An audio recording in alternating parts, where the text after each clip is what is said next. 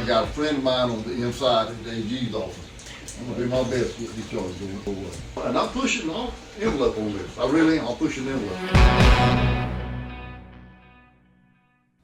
2024 was a rough year for Chesterfield County Sheriff Cambo Streeter. His lead investigator resigned following our investigation into the office's handling of a child sex assault case. Then just a few weeks later, we obtained a secret recording that led to a criminal investigation of the sheriff. This is self-inflicted, a Queen City News investigation. Hey. Hey. How you doing? Nobody ever told you front over there. No. Don't do the back over there. Yeah. What you're about to hear is an hour-long, secretly recorded conversation between Chesterfield County Sheriff Cambo Streeter Trying to get some answers. and a man named Chucky Robinson, a man whose son Devonta Robinson, also known as Squirrel, could spend the rest of his life in prison if convicted of multiple charges pending against him. The meeting with the sheriff happened inside the Robinsons' Pageland home in January. Chucky Robinson recorded it. The meeting was to discuss an attempted murder investigation opened during former Sheriff J.D. Dixon's administration, a man Sheriff Streeter defeated in the last election. He was like, well, you can talk to the sheriff, but Swerve can't talk to him without me. The conversation started with Robinson telling the sheriff his son's attorney, State Senator Gerald Malloy, did not want the sheriff questioning his client alone. I was like, but you know, the sheriff trying to help us. He said, You yeah, know but that. Me and him talk. I know. I told him, I said, I'm gonna go out and That's what I'm saying. That's why. Because there's nothing in the file. Nobody has full version of what happened. Let me do the talking right now. Let me do the talking. The recording shows the sheriff went there to help, not the prosecution, but the defense. To help a man the sheriff's own investigators say tried to rob and kill Noah Avila and Tariq Adams in June 2020. That night, Avila and Adams were at a friend's house on Coon Creek Road. The case file shows Devonta Squirrel Robinson and Trey Thomas joined the party during the night. Adams and Avila told investigators Squirrel and Thomas tried to rob them. The night ended with multiple shots fired, and Avila, Adams, and Squirrel each with multiple gunshot wounds. So for the record, state your name, please. Tariq Adams. Tariq Adams. A sheriff's investigator recorded this interview of Tariq Adams at the hospital hours after the shooting, where he tells his side of what happened. The guests, they thought I had money in my pocket or something, but I told him, like, I ain't got no money on me. Like, you keep playing around, though, because he was trying to make it seem like he was just playing with me for fun. And he got the 32. And I'm like, hey, man, put it down. What you doing? He like, oh, what you doing? Once I do that, he jack it back real quick and cock it and put one in the head. Then when he did that, my life was threatened. I felt threatened. Like, you ain't got no choice. You about to shoot me in my face. Like, so he upped it like that, and then that's when I grabbed it again. And when I did that, it went up that way, started busting in the air. I got the gun right here. I turn it this way. Once I turn him, I wrap him around, spin him around. I get behind him so I can put him in a chokehold so he can't try to shoot either one of us. Okay. But then, like, once Noah came out, Noah tried to come out and push him too. When he came out and pushed him, Noah pushed me over and him with him. So he got to turn back around with the gun, and he like, oh, and just started busting at everybody. Okay. Busting at Noah, he sent the most, like, them 5 shots that he got in him to Noah, and then I caught the last 6 in my leg, because, like, I pointed the gun back towards me and tried to get it off of Noah. Noah Avila was shot 5 times in the back. He was in surgery when investigators interviewed Adams at the hospital. Avila interviewed with investigators by phone days later. And that's when you started shooting at Robinson. When he sandwiched the gun so he couldn't get the trigger, he was trying to get it loose so he could shoot him. And when he did, that's whenever I was afraid, and so I shot him. Because I didn't want him to shoot him, because I know he was going to shoot him in the chest or face. Robinson, which is known by Squirrel, once he fell to the ground, he just started shooting. Yes, at me. Because when I stopped shooting, I immediately turned around, and that's when I started getting hit. Right when he hit the ground, he started shooting at me with the gun he was about to shoot with, Tariq. The Chesterfield County Grand Jury indicted Squirrel on multiple violent felonies, 2 counts of attempted murder, attempted armed robbery, and possession of a weapon during a violent crime. Crimes that, if convicted, carry a maximum combined sentence of 150 years in prison. Investigators say the victims were defending themselves from Squirrel that night. But Chucky Robinson says investigators got it wrong. His son was the victim here and shot Avila and Adams in self-defense. The audio recording shows over that hour-long meeting, the sheriff promised Squirrel and his family he'd work to get rid of the charges and gave them details of his investigator's case file. Lead investigator Angel Tubbs and Captain Wayne Jordan built that case file, a file the sheriff called a crap investigation. Like I told Wayne, they screwed up on this case. Well, I don't know what him and Angel were thinking. I don't know what I haven't looked at yet. I got case jacket, and there's no video in it. There's no. It's about that thick. The medical. And I told him, I asked him that. I said, you got to get them bullets. You got to go get them so you can see if it's the same caliber that shot him. And I said, you'll know. And he said, you better hope it wasn't your gun. That's what he called me the next day. Yeah. We heard it was a 380. And I know you got. And I know you got a 380. You better hope it wasn't yours. Every time they were gonna come and get my Why gun. you there? Wayne Jordan called me and told me Yes. that. I said, did I not tell you my son didn't have no gun? My 380 is right here at my house. We might have to come and get that for evidence. That's exactly what he said. I said, you're not coming to my house getting nothing, because my gun never left my house. No video. This video of Tariq Adams came right out of the sheriff's case file. Did it take any They bullets took out of it? Yeah. They took that one out of his arm. See, that ought to be in evidence. I know. They took Well, it out. I called there and asked them, and they said that they came and got the bullets. They said Chesterfield County got the bullets.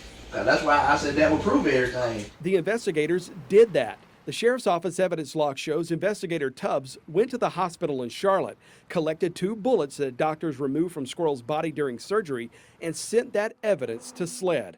The sheriff's office doesn't yet have the results of the testing from SLED's crime lab. If there's a criticism because someone opens a case file now and they do not see ballistic evidence in there, was that because you guys didn't collect it and didn't send it off to SLED to be processed? Oh no, we definitely collected it and we definitely sent it off. It just the results have not come back. We collected 2 firearms, numerous shell casings. We sent all that to SLED.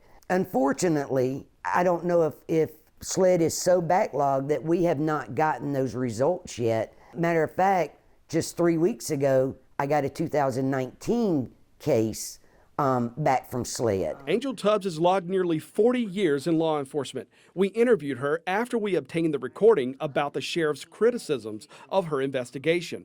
Tubbs would not listen to it, but wanted to defend her investigation and decision to charge Squirrel. I feel like that if I listen to that tape, that if I'm questioned in the future about what my role was in this case, that it would bias me, and I don't think that's fair to anyone. I know I did my job, and I know the people that were criminally charged were the correct people, and my victims deserve that. We asked Tubbs about what the sheriff told Chucky Robinson that led the sheriff to believe the wrong man was charged and led the county's top lawman to criticize her investigative work right there in front of the man they're working to convict. Did you do anything with this case differently than you've done anything else in the 40 years in your law enforcement career? No. Took statements, processed the evidence, obtained search warrants. Did you conduct interviews? Absolutely. And were the victims and witnesses willing to talk? Yes. Is that rare given the circumstances? Absolutely is. Normally when we arrive on scene, nobody saw anything. In this incident, both the victims were willing to give statements, not only at the hospital, but after they got out of the hospital. Other major criticisms the sheriff revealed in the recording. The shooting victim's medical records were not in the file, and the sheriff could not find a statement from Squirrel anywhere in the case file. Wayne said he went to the hospital, talked to Squirrel, and he talked to him for Squirrel in surgery.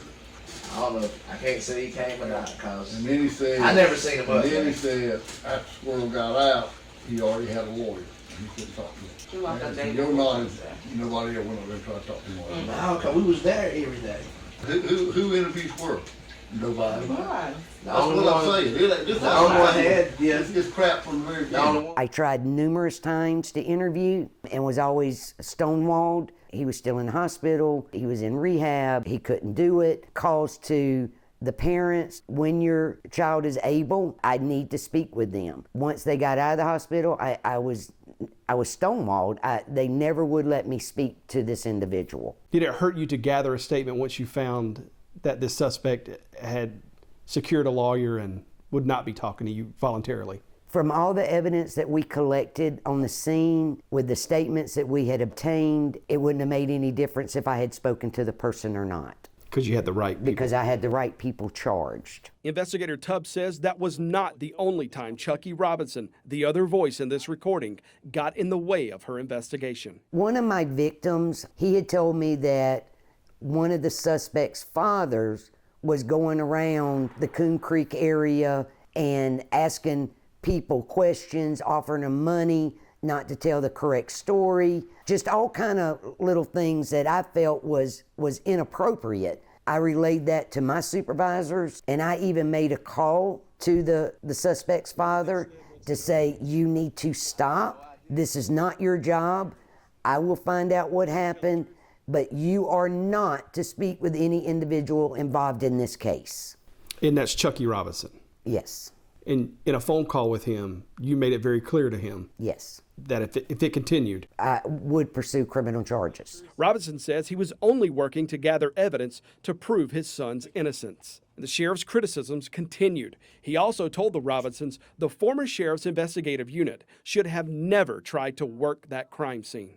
I think Angel and Wayne screwed this case up from the very beginning because they charged him before they even waited on him to see if he was going to live or make it out the hospital. I've been doing this for 42 years, and I ain't never seen a case in Chesterfield County where you got multiple people shot and SLED didn't come in and process the crime scene. And they ain't called SLED yet on this case, have they? No. They should have come in and processed the crime scene. Then we'd know. Look, show you reported done.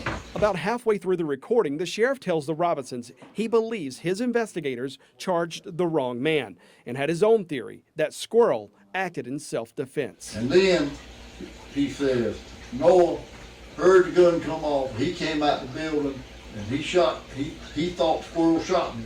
And he still ain't said Squirrel shot him. Tyreek ain't never said Squirrel shot him. He said Noah thought that Squirrel shot him, and he started shooting at Squirrel, who was running away. And Squirrel turned and shot back.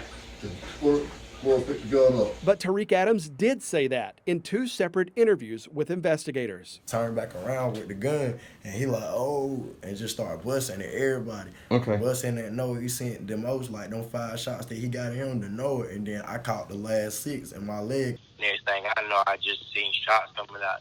He shot me in the leg, and then I see shots coming out the door, and he hit the ground, and I hit the ground. And then he continued firing, though, once I'm on top of him on the ground.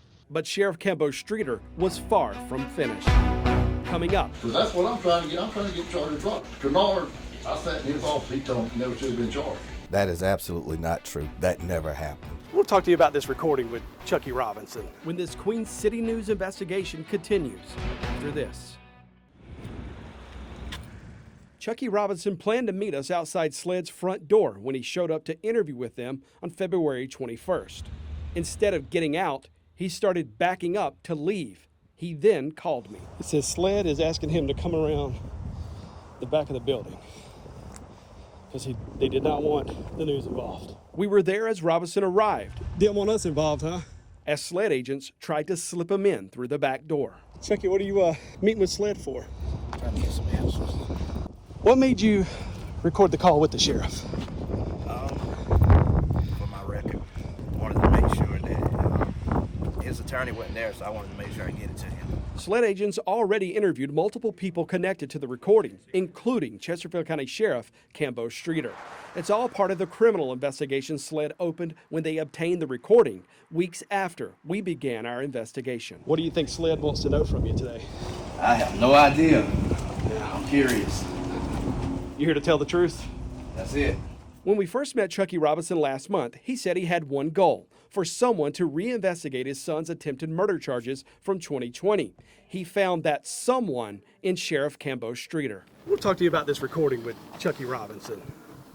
I haven't heard it. I haven't heard it. You haven't heard it? I have not heard it. You know what you said that day? I know why I was there. I don't remember everything I said, I'll be honest. It was, what, a month ago maybe?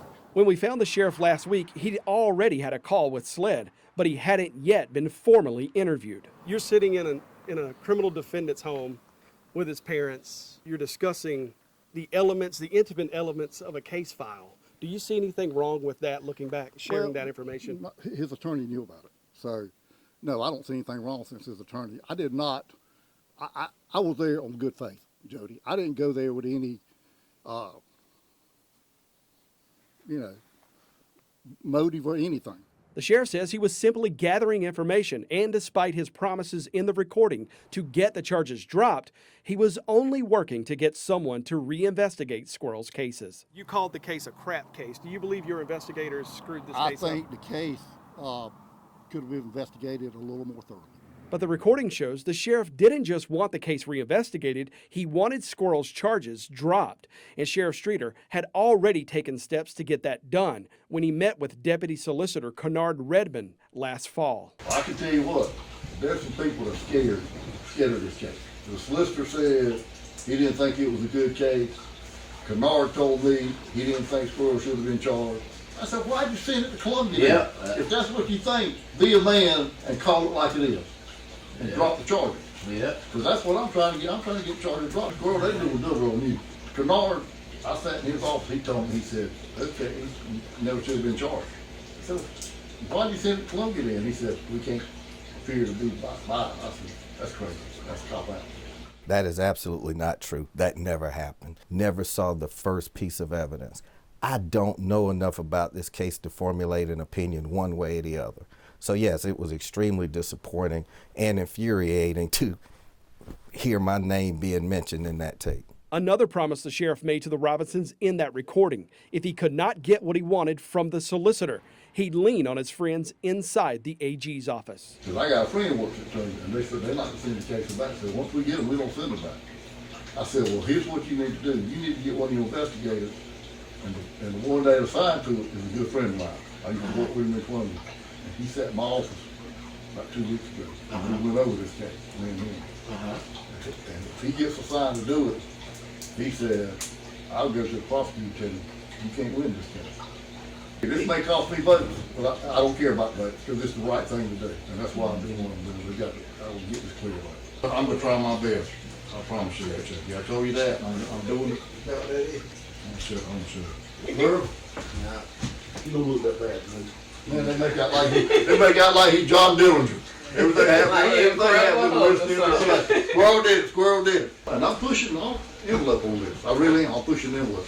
And if I don't have any luck there, and my boy in Columbia, and he said, two another attorneys want to, then I'm going to talk. I'll call and make a appointment. I'll go see Allen Lutz, the Attorney General, and I'll sit down and I'll say, this ain't a good case. I got more experience than anybody investigating the streets than anybody's looked at this case. I said, it ain't a good case. But the sheriff told us he never planned to actually do that. I was not going to go to the Attorney General's office. I had a friend of mine that works there. He inquired as if they had the case. I'm still not sure who has it. He didn't know. He couldn't find out. I don't know where the case is. I did go to our Fourth Circuit solicitor's office and talk to him there. And I said, how do we get the case reopened to look at it? I had no ulterior motive, Jody, to do anything with the case other than have it looked at.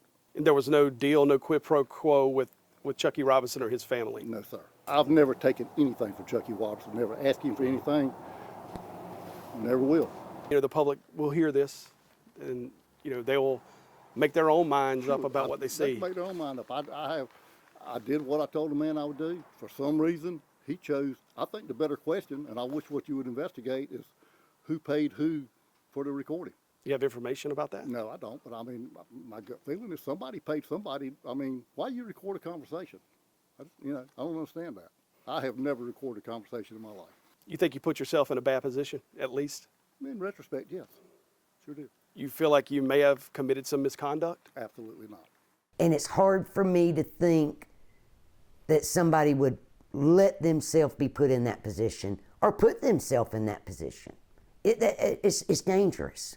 It's absolutely dangerous. After nearly 40 years in law enforcement, last summer, investigator Angel Tubbs decided to retire. I did not agree with the way the administration was being ran. I didn't leave mad, I just left. She's still a prosecution witness, ready to testify in the prosecution of Devonta Squirrel Robinson. The sitting sheriff was not even employed with Chesterfield County Sheriff's Office when this occurred. Anybody can look over a folder, but I've never been asked one question about this case. And that's for a judge and a jury and prosecutors to do, not other law enforcement officers. Do you view this as a violation of the public trust? Absolutely. If that's what occurred, absolutely I do. Would you consider that a betrayal? Absolutely. A betrayal to the citizens of Chesterfield County, a betrayal to the badge, a betrayal to officers.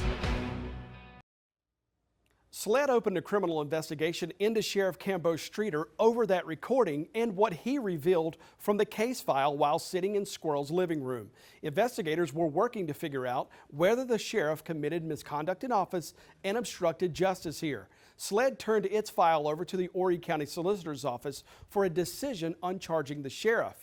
In a 9-page letter, Solicitor Jimmy Richardson declined prosecution, writing to SLED, "Your investigation uncovered insufficient evidence beyond a reasonable doubt to prove that the sheriff was acting with corrupt intent. But the sheriff's actions are very concerning, to say the least, and their impact on the pending charges have yet to be determined." The solicitor told SLED if any new information is found, that could change the charging decision. The State Attorney General's office assigned the prosecution of Devonta Squirrel Robinson to the Horry County Solicitor's Office, far away from Chesterfield County. That's likely because of the sheriff's contact with that AG investigator, whom the sheriff called a good friend in the recording. The Horry County Solicitor told me his office is still working on prosecuting Squirrel over the shooting, but they don't yet have a trial date. This Queen City News hour-long special report isn't over yet. Criminal sexual conduct with minor, 3rd degree. You're going to be happy with a $20,000 bond? I don't think so. This is an absolute and total failure. I feel like we screwed up. I mean, he could have easily been let out. That's coming up in the next half hour of Self-Inflicted, a Queen City News investigation. When you see the bond amount at $20,000, what do you think we get? Like the little girl just got slapped in the face. 14 months ago, Samantha Fiella was thrown into the middle of a Chesterfield County Sheriff's Office child sex assault investigation. My daughter's best friend sent her a photo of her being sexually assaulted. What did you think when you saw that? Honestly, I was very shocked and surprised, and I was actually proud of both of the girls. My daughter for knowing she needed to show an adult, and the other one for being able and brave enough to take the photo. The incident report shows the 11-year-old girl Snapchatted messages to her best friend. Deputies say those images showed a 56-year-old family member in the act of sexually assaulting her. Samantha Fiella's first call, the victim's mother. That was my first thing, like letting her mother know and getting her out of the area, like away from that environment. But according to the Chesterfield County Sheriff's Office report, the mother's response ended up putting her in jail. The mother, deputies wrote, told Fiella she didn't want any problems and to delete the photos and all evidence and forget about this. Do you think she chose to take those pictures because maybe she had a problem with people believing her before? Yeah, usually they need some type of proof. So a lot of times people are just like, oh, you're making it up. You saw it on YouTube. You saw it on the TikTok or someone else's story. And it's just like almost like looking for attention, but in a negative way. For an 11-year-old little girl to have to think that far ahead. It's just like mind-blowing. It really is. It's sad. She's a sweet little girl. Sweet. So kind. And when we first moved down here, it was the first friend my daughter made. And they're still friends. Investigators eventually learned this wasn't the girl's first allegation against this family member. This has been going on for a couple of months now. She's tried to tell her mother about it several times, but never would believe her. The deputy wrote in the report that got the girl's mother charged with unlawful conduct toward a child, a felony that carries up to 10 years in prison. We're not naming the mother to protect the victim's identity. I sent her that photo and then she believed her. That night, Samantha Fiella got temporary custody of the victim. As soon as that photo came through, I took a photo of it off my daughter's phone, sent it to her mom, and I told her, I was like, here's the proof that your child's not safe. Investigators arrested 56-year-old Belisario Morales Mazariegos and took him to the county jail. The next morning, the investigator charged him with criminal sexual conduct with a minor. The judge set bond at $20,000. Same old stuff. And that's where Ethan Ford got involved. How you this morning? Good. Can I get some information on this fella right here? It's kind of hard to say his name. Ethan Ford, former sheriff's deputy and now a Chesterfield County councilman, farmer, and businessman, is also a part-time bail bondsman. What do you need, warrants? Anything you have on in relation to him and any of his current charges or anything pending. Ford got a call from Mazariegos' former employer asking if Ford could check the jail to see if he was there. Ford found him there. He also found out about the $20,000 bond. I could easily see a bondsman getting this gentleman out for, I have seen as low as 3%. So that would be $600, which is disturbing that someone who is being accused of criminal sexual conduct with a minor could have such a small bond. He called Sheriff's Captain Wayne Jordan, who supervised the investigation, to find out what deputies did to verify Mazariegos' true identity and immigration status. Ford says the captain told him nothing was done.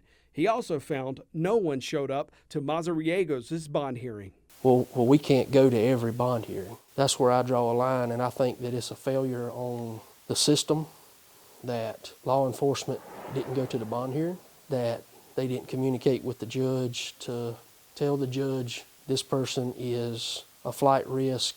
We got to stand up for this little girl. This text exchange between Ford and the captain shows Sunday, October 29th at 1:52. 3 days after the bond hearing, the sheriff's office still had not done anything to confirm Mazariegos' immigration status. So the next thing I say is, did the officer tell Davis that he is an illegal immigrant who sexually assaulted an American child that was 11 years old? Wayne's response was, don't think he's illegal since he married and don't know if they did or not. I said, according to his former employer, he is an illegal alien. He's got a $20,000 bond. Whether he's legally here or not, a $20,000 bond is garbage. Ford then Googled U.S. immigration law. Women, it says no, it's not possible to obtain a U.S. citizenship by marriage if you are an undocumented immigrant in the United States. So it's more than just getting married to a U.S. citizen to make you a legal U.S. citizen. Ford gave the captain a few more days. On October 30th, 4 days after the bond hearing, the captain asked SLED's immigration unit to help. The next day, an ICE agent went to the jail and identified Mazariegos as a Mexican national. ICE placed a detainer on him, meaning Mazariegos, once he's freed from the county, will go into federal custody to face deportation proceedings. I haven't seen anything that would make me believe that if I hadn't looked into this and reached out to Captain Jordan, immigration would have ever gotten involved. I don't think that was ever a question. I don't think that was ever a concern. The fish had been caught and the paperwork had been done, and it seems like they were finished. I have not read all the reports, but I know what happened as it was happening, and it was being reported to me. So yes, I'm familiar with the case. It was pretty egregious, and plus it was unusual in that we had a lot of evidence. Let's just put it like that, a lot of evidence. Chesterfield County Sheriff Kembo Streeter says his deputies did exactly what they should have the night they arrested Belisario Mazariegos to make sure he didn't go anywhere. Now, I do know that we did contact ICE. That was done right away. That was done at the time of the investigation. So, actually before the warrant was served on him, ICE was contacted. So there was a hold on him. I mean, I don't know if you know that, but there was a hold on the guy. And I think that's where I think we take a little turn. The sheriff gave us this document. It's a temporary hold the sheriff's office placed on Mazariegos the night he was arrested. This form, though, has nothing to do with immigration. It's a standard form that allows South Carolina law enforcement to hold someone in jail for up to 24 hours without a formal charge, until investigators can get a judge to issue charging documents. The form states if charges are not made in 24 hours, the arrestee is subject to being released from the detention center. The form also shows Mazariegos' name listed as Hector Morales, suggesting at the time he was booked, deputies did not know his real name. Did anyone from the Chesterfield County Sheriff's Office attend this bond hearing? Not to my knowledge. I don't think so. And why not?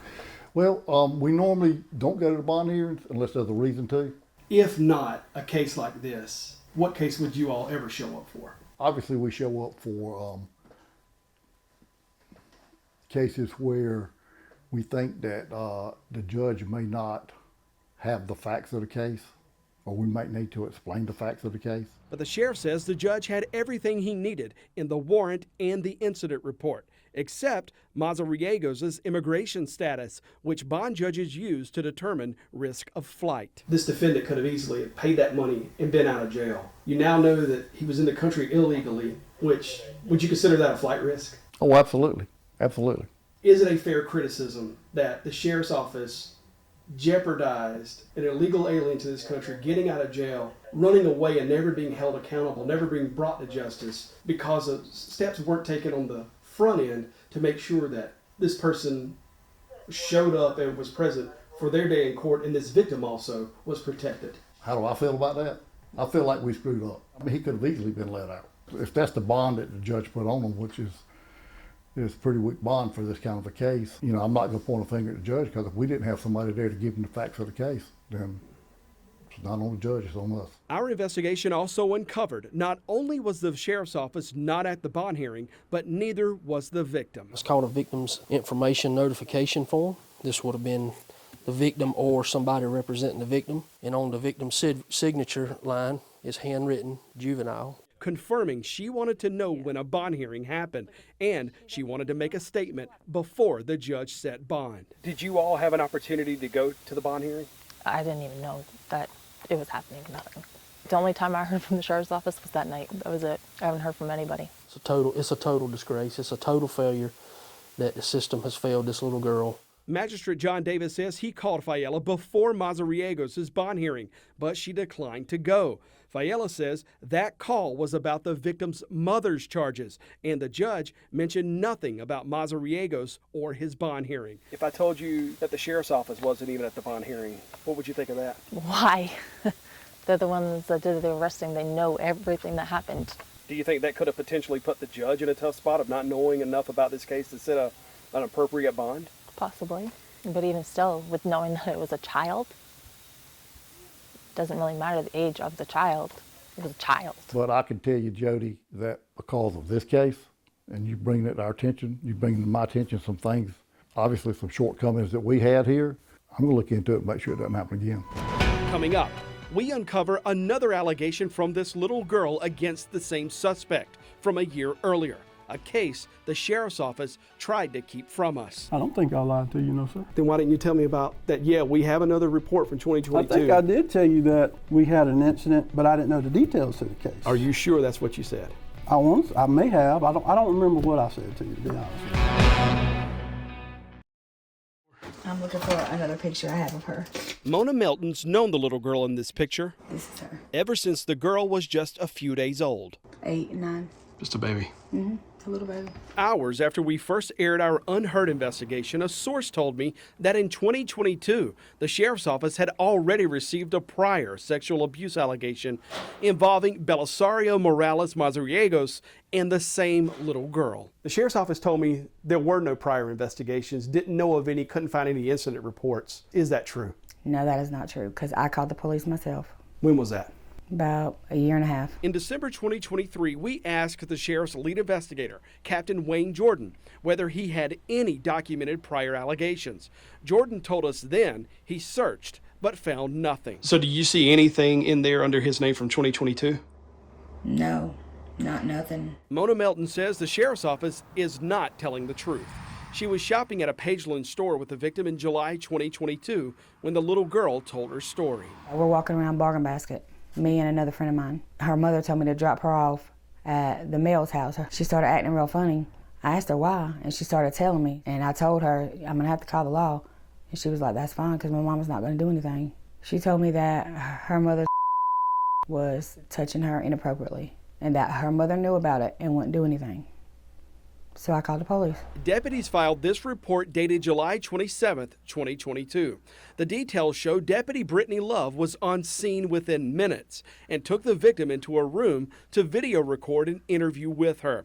Love was not an investigator back then. She was a school resource officer on summer patrol at the time. Did the little girl tell her mother? Yeah. And her mother said, "You're lying, you're just trying to ruin my life." Did the mother try to do anything to figure out whether this was true? No. The victim, 10 years old at the time, told the deputy a family member molested her. She identified the man as Hector, also known as Belisario Morales Mazariegos. The report corroborated Mona Melton's story. The girl's mother called her daughter a liar. The deputy wrote the mother claimed she never left her daughter alone with the suspect at his home, before later admitting she did. The mother is the same woman deputies arrested in the October case, after Samantha Fiella said the woman tried to get her to delete the pictures the little girl sent. The only reason we're not identifying the mother is to protect the victim's identity. They should have done this the first time. But Mona Melton says as soon as deputies left the home in 2022, things got even worse for the girl. What happened as soon as that door closed? She took everything away from her. She couldn't watch TV, she couldn't play on her tablet, she couldn't play on her cell phone, she couldn't go outside and ride her bike. She had to sit on the couch and face the wall, unless she told the police it was a lie. And I heard that myself. But I called the officer and told them that they're gonna be saying it's not true, but you know, her mother told her to say that. I never heard from the police again after that. I asked the girl's mother to interview, but she declined. The woman first told me every allegation against Mazariegos was not true, then hung up on me. We then started a text exchange, and the girl's mother says Mona Melton's story about the mother forcing the little girl to change her story is not true. The mother now seems to believe her daughter, texting me, "He needs to be prosecuted to the fullest extent," saying Mazariegos doesn't ever need to be set free. We don't know how long the 2022 investigation lasted or what investigators did and when. The sheriff will not provide us copies of the rest of the incident report. If you were to find out that Deputy Love compiled a packet, delivered it to her administration at the sheriff's office, and never heard anything back from her administration or investigators about this case again, would you be disappointed in knowing that? Yes, very disappointed. Because this could have stopped a year and a half ago. Sheriff's Captain Wayne Jordan told us he couldn't find any record of a prior allegation involving this victim. But this screenshot from the sheriff's internal system shows Jordan for sure knew of that 2022 case back in October. This shows the night deputies arrested Belisario Mazariegos. The system logged the moment Captain Jordan accessed the 2022 report. It's marked modified right by his name. And if not for a source, we would have likely never found out about the prior report. You told me on the phone in November and December that you had absolutely no knowledge of any prior complaints by this little girl. You told me on the phone, no, I've checked the system, there is no other prior allegation. At the time we talked, I had, and I didn't see it. But I'm just saying that I did not know about the details of the 22 case. I wasn't calling about details. I asked about prior allegations, period, and you told me no. No, I just told you I didn't know about the case. You told me no, okay, that you checked the system. I didn't know about the details of the case. So you don't believe that was a lie that day? I don't think I lied to you, no, sir. Then why didn't you tell me about that? Yeah, we have another report from 2022. I think I did tell you that we had an incident, but I didn't know the details to the case. Are you sure that's what you said? I may have. I don't remember what I said to you, to be honest with you. If anyone would know exactly what happened with the 2022 case, Captain Wayne Jordan should. He was former Sheriff J.D. Dixon's lead investigator in 2022 and leads the current sheriff's investigative unit now. What happened after that deputy left the house? They conducted a proper investigation, a thorough investigation, and concluded there was not enough probable cause to go forward with any kind of criminal charges. Jordan says he's satisfied with his investigators' work, even though he confirmed they never interviewed the suspect, the mother, or Mona Melton after Deputy Love submitted her case file to investigations 18 months ago. When the story changes and we don't have the probable cause, we cannot go forward. And y'all did no investigation, as far as you could tell in the documentation and the supplemental reports that your investigators went back to find out what caused this little girl to change her story? No further investigation was done. Once the case was closed, from lack of the probable cause, the case was closed. Did you go back for more? Did you do more digging? I personally didn't, and nothing in this report says that they did. Although Captain Jordan supervises the sheriff's investigative unit, he admitted he doesn't review his subordinates' cases, including this one. I just don't think that we can bring every case to me, not as many cases as we investigate. And the alleged sexual assault of a very, very young child isn't one of those?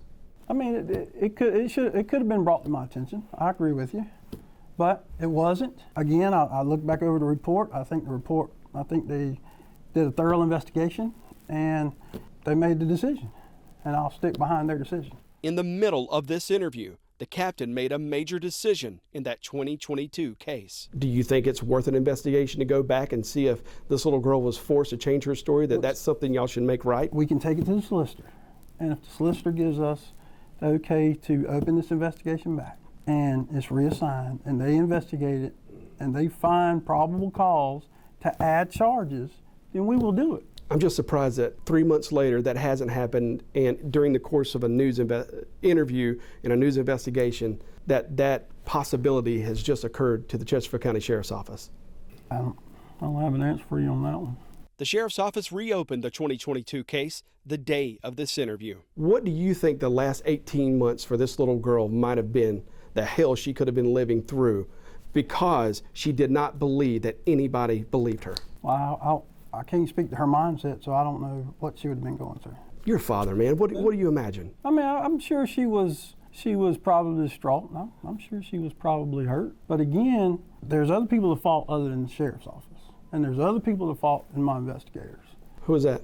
Well, I don't know who they are. Could be the family members. The day after this interview, Captain Wayne Jordan resigned. Chesterfield County Sheriff Cambo Streeter tells us this will not happen again. In a perfect world, he would have talked to the investigators and said, what's going on? Have you contacted the solicitor's office? I would expect the supervisors to know what's going on in their department. The sheriff, a retired veteran SLED agent, says he's now implementing a new case review system because of what we uncovered. Then denied all allegations and called the girl a liar. We took this 2022 case back to Ethan Ford, the part-time bail bondsman who asked us to investigate the $20,000 bond setting that got our unheard investigation started. She cried out for help, and for whatever reason, the ball stopped rolling. It makes me furious that this could happen, and it makes it even worse to know that the only people that could help this girl chose to turn the other cheek. I'm relieved that she's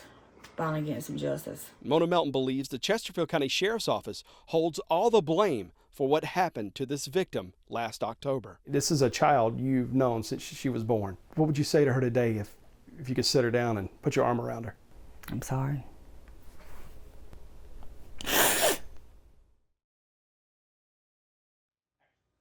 The sheriff told me because of our investigation, deputies now notify the State Law Enforcement Division anytime they have an immigration question. Also, a deputy will attend any bond hearing a victim asked to attend.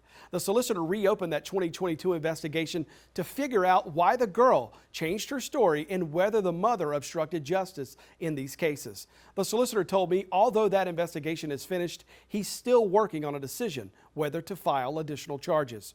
The grand jury indicted both Mazariegos and the little girl's mother in this case. But more than a year later, prosecutors still do not have trial dates set. Belisario Morales Mazariegos is still in the county jail under an immigration hold awaiting trial. Thank you for watching Self-Inflicted, a Queen City News investigation.